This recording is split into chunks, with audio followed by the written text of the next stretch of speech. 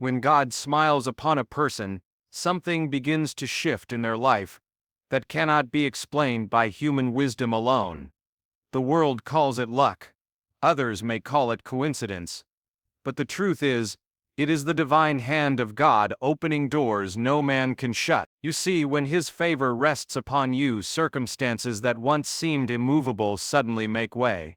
Barriers that blocked your progress collapse, and opportunities you never imagined begin to appear before your very eyes. It is not because of your intelligence, your talents, or your strength, though God may use those things. It is because His smile, His approval, His blessing is upon you. Think of the countless times throughout history when God's favor turned an impossible situation into a divine opportunity. Joseph was sold as a slave by his brothers, falsely accused, and thrown into prison. By all human logic, his story should have ended there. But God smiled on Joseph, and when God's smile rested on him, prison walls could not hold him, betrayal could not destroy him, and injustice could not bury him. In a single moment, God opened the door to Pharaoh's palace, and the one once forgotten became a ruler of a nation. That is what happens when God decides to open a door for His chosen one. No man, no enemy, no circumstance can close it. Many times we try to force our way through doors. We push with our own strength, we strive with our own energy, and we wear ourselves out chasing after opportunities. But when God smiles, the striving ceases. What once required endless struggle now comes with divine ease. The right connections are made, the right people are placed in your path, the right timing falls into place, His smile aligns everything according to His purpose, and suddenly what you could not accomplish in years of effort unfolds before you in a single act of His grace. But we must also remember something important.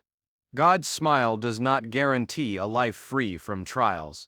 In fact, sometimes before He opens a great door, He allows us to walk through seasons of waiting, of silence, of testing. It is in those seasons that He shapes us, humbles us, and prepares us for what is to come. If Joseph had gone straight from the pit to the palace, he would not have had the character, the wisdom, or the humility to carry the responsibility. It was in the prison that he learned faithfulness. It was in the hidden places that God was shaping his heart. And when the smile of God finally opened the door, Joseph was ready to step into it. This is why we must never despise the seasons of closed doors. When a door is shut, it may not mean God has forgotten you, it may mean He is preparing you for the one He Himself will open. And when He opens it, it will not be a temporary opportunity, it will be one that fulfills His eternal plan. The doors He opens lead to purpose, not just to position, they lead to destiny, not just to success. The world may try to hold you back, but when God smiles, He lifts you above the plans of men. Remember Esther, a young woman who had no status, no power, and no influence of her own. Yet when God smiled upon her, He placed her in the palace for such a time as this. No one could have orchestrated that but God. It was His favor that positioned her to save her people. And what God did for Esther, Joseph, and countless others, He can do for you. So often we look at life and see only impossibilities. We see the closed doors, the locked gates, the barriers that stand in our way, but God sees beyond them. He is the one who holds the keys to every door. When He smiles, the lock falls open. When He speaks, the way is cleared. And when He decides to bless, no opposition can stop it. His smile is more powerful than any plan of man. You may be facing a situation right now where every door seems closed. You may feel like no matter how hard you try, nothing seems to work out. Do not lose hope. Do not give in to despair, because the God who smiled on Joseph, the God who smiled on Esther, the God who smiled on David when he stood before Goliath, is the same God who sees you today. At the right time, in the right way, He will open the door no man can shut. And when He does, you will know it was not by your strength, not by your wisdom, and not by your connections. You will know it was the smile of God. And in that moment, all glory will go back to him. That is the beauty of his favor. It leaves no doubt who has made the way. His smile brings us into places we could never reach on our own. Not so that we can boast in ourselves, but so that we can testify of his greatness. So trust him. Keep walking faithfully, even when the doors remain closed. Keep believing even when the way seems blocked. Because when God smiles on the chosen ones, when God calls and chooses a person, it does not mean that life will be smooth or easy. In fact, those who are chosen often walk through the hardest valleys, because God is shaping them for something far greater than they can see. Many people believe that being favored means being free from suffering, but the truth is, the chosen are often tested more deeply than others. It is in these seasons of trial that faith is refined like gold in the fire, and character is forged through pain, patience, and perseverance. Think of Joseph, once again.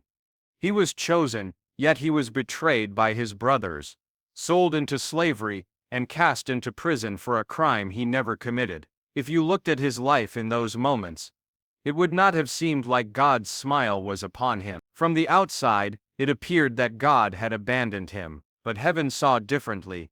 Every step, every setback, every injustice was preparing Joseph for the day when he would rise to save a nation. The prison was not his end.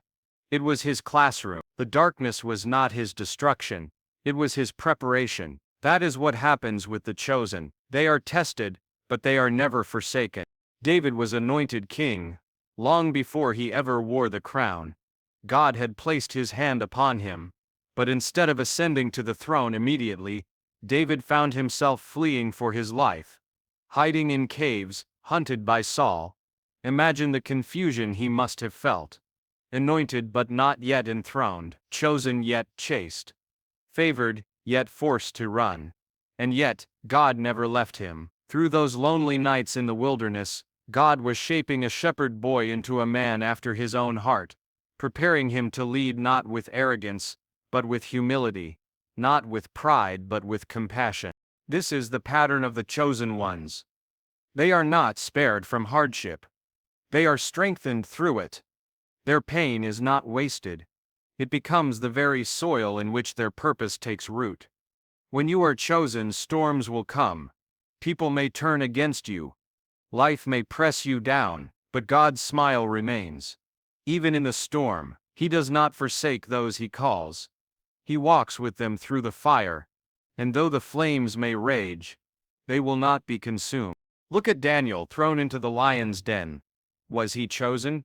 Yes. Was he favored? Yes. Yet being chosen did not prevent him from facing that terrifying trial. What it did guarantee was God's presence in the midst of it. The lions were real, their jaws were strong, but the God who smiled upon Daniel shut their mouths. That is the truth for every chosen one. You may face the den, but you will not be devoured. You may face the fire, but you will not be destroyed. Sometimes we ask, if I am chosen, why am I suffering? If God's favor is upon me, why am I struggling? The answer is not that God has left you. The answer is that God is preparing you. He is molding your faith, strengthening your spirit, and teaching you to lean not on your own understanding, but on Him alone. Without the struggle, you would not know His power. Without the storm, you would not learn to trust His voice. Without the trial, you would not see His deliverance. The chosen walk a narrow road. It is not the easy path, but it is the path that leads to destiny. God does not test the chosen to destroy them. He tests them to refine them. Just as gold is purified in the fire, so too are His chosen ones purified through adversity. Every tear, every heartache, every loss becomes part of the preparation for something greater. And when the time comes, the very things that were meant to break you become the testimony that lifts you. So do not despise the testing seasons. Do not give in to despair when the world turns against you. Remember that being chosen does not mean you will never be hurt, but it does mean you will never be abandoned. God's eyes are on you. His hand is with you. His smile has not left you, even when you cannot feel it. The truth is, the chosen are living proof that God's strength is made perfect in weakness. They may stumble, but they do not fall, because the everlasting arms hold them up. They may cry, but they are not crushed, because his comfort surrounds them. They may be pressed down, but they rise again, because his Spirit breathes life into them. And when they come out of the fire, they shine brighter, stronger, and more faithful than before. If you feel pressed on every side today, take heart. If you feel like Joseph in the prison, or David in the cave, or Daniel in the lion's den, do not lose hope. You are not forgotten. You are not forsaken. You are not abandoned. You are chosen. And though the testing may be painful, it is not without purpose. God is preparing you for something greater than you can imagine. The chosen ones are tested, but they are never forsaken. His smile remains through the darkest night, and his hand will carry you into the dawn. Hold on. Endure. Trust. Because the very test you are facing today is the doorway to the destiny he has prepared for you tomorrow. Opens doors that change everything. And when he opens them, know when the favor of God rests upon a life, it cannot be hidden. His smile leaves a mark that sets the chosen apart, not for their own glory, but for his. It is something that cannot be purchased, earned, or manufactured by human effort. It is the unmistakable evidence of God's presence that distinguishes the chosen from the rest. Others may not understand it, some may even resent it, but all who see it recognize that there is something different. That difference is not pride or self-importance. It is the quiet strength, the unshakable peace, and the radiant light that flows from being in fellowship with the Almighty. When God smiles on you, it brings a strength that is not your own. While others may crumble under the weight of fear, the chosen stand with courage. When storms rage, they find peace not because the storm is absent, but because God is present. When darkness tries to overwhelm, they shine with a light that the world cannot extinguish. That light is not from within themselves, it is the reflection of His glory, and that glory draws people in. Some will be inspired by it, longing for the same peace and strength. Others may be offended by it, feeling threatened by what they cannot explain. But whether it brings admiration or opposition, the favor of God cannot be denied. Consider Moses, whose face shone after being in the presence of God. The people could not even look directly at him, because of the radiance that surrounded him. That is what happens when God's smile rests on someone. It is not about appearance, position, or status. It is about carrying the imprint of His presence. Wherever you go, people sense it. They may not know how to describe it, but they feel it. It is the fragrance of heaven carried on the life of the chosen. But we must be careful. The favor of God is not given to exalt ourselves. It is not a badge of superiority or a reason to boast. His smile is not for self-promotion. It is for divine purpose. When He sets someone apart, it is always so His glory may be revealed and His will accomplished. Joseph did not rise to power in Egypt so he could display his own greatness. He was elevated so that he could preserve the lives of many in a time of famine. Esther did not become queen so she could enjoy luxury. She was placed in that position so she could intercede for her people. The favor of God always comes with responsibility. It is never for self-centered gain, but for service and sacrifice. And yet, with that favor comes opposition. The chosen will often be misunderstood. Joseph's brothers could not stand the vision God had given him. Daniel's rivals plotted against him because of the excellence that marked his life. Even our Lord Himself, the perfect reflection of God's favor, was despised and rejected by men. When you carry the smile of God, you will encounter both admiration and resistance. Some will celebrate what God is doing in your life, and others will try to silence it. But the smile of God is stronger than the frown of men. His approval outweighs their disapproval. His calling is greater than their criticism. There is also a great danger for the chosen. With favor comes the temptation to take credit, to believe the blessings, the influence, or the opportunities are a result of our own ability.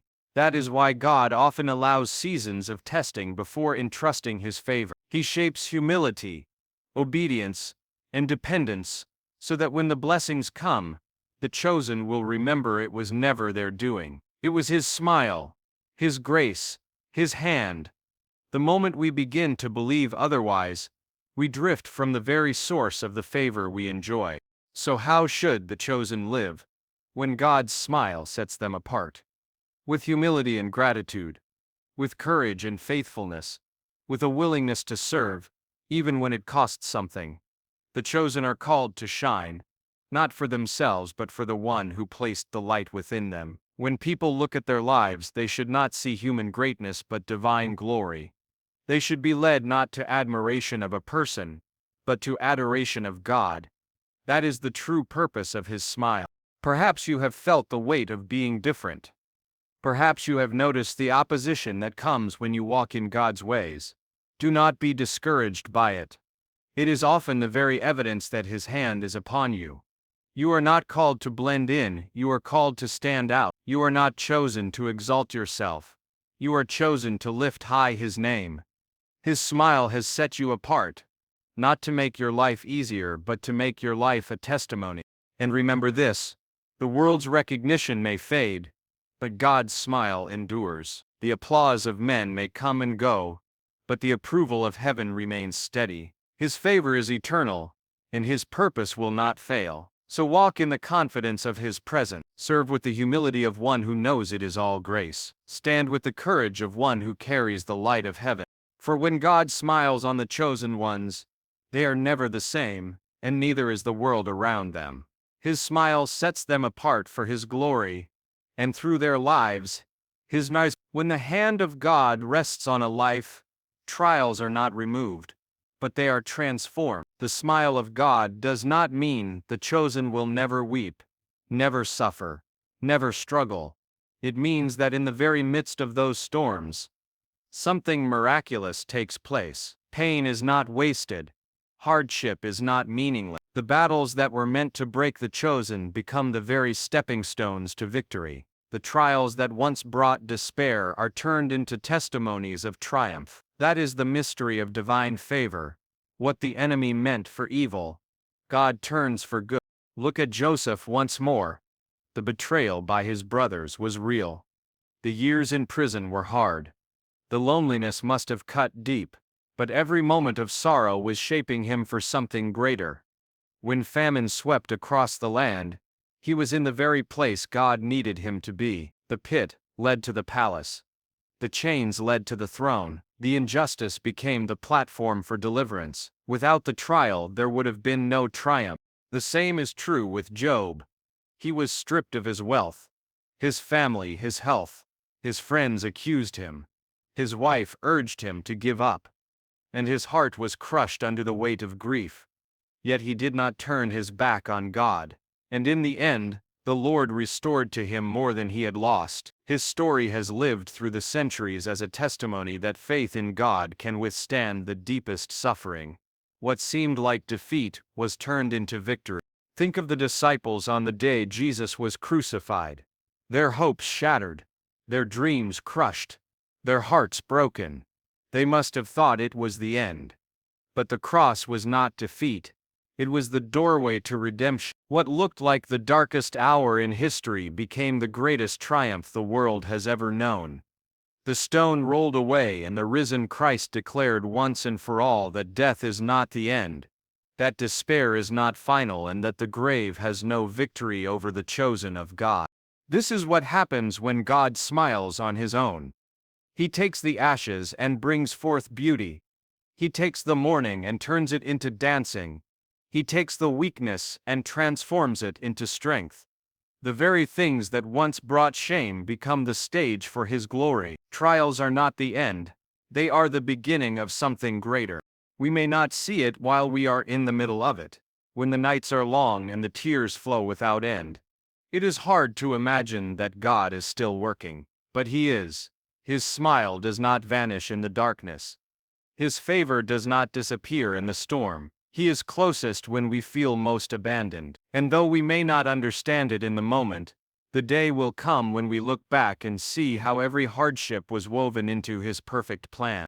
David declared, "Though I walk through the valley of the shadow of death, I will fear no evil, for you are with me. Notice he did not say he would never walk through the valley. He said that when he did, he would not fear, because God's presence was with him. That is the secret of triumph in trial. It is not the absence of difficulty. It is the presence of God in the midst of it. His smile is the assurance that no matter how deep the valley, no matter how fierce the fire, no matter how violent the storm, we are never alone. The chosen will face opposition. They will encounter setbacks. They will endure seasons that make no sense. But the outcome is always the same. God brings them through. The prison does not define Joseph. The den does not define Daniel. The wilderness does not define David, and the cross does not define Christ. What defines them is the victory that comes after. The trial is real, but the triumph is greater. So if you are walking through a season of pain, do not lose heart.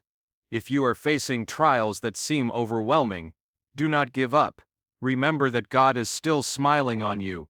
His favor is still upon you, and He is able to take what was meant to harm you and turn it into the very thing that lifts you higher. The enemy may have tried to silence you, but God will use your voice as a testimony. The darkness may have tried to cover you, but God will cause your light to shine even brighter. When God smiles on the chosen ones, trials become triumphs, pain becomes purpose, brokenness becomes beauty. The story that once seemed filled with defeat becomes a testimony of victory, and all of it points not to human strength, but to the power of a faithful God. So hold on in the midnight hour. Stand firm when the winds blow. Keep the faith when everything in you wants to quit. Because the day is coming when you will look back and see that every tear was watering the seeds of your destiny. Every trial was shaping your testimony, and every valley was leading you to a mountain of triumph. That is the power of God's smile.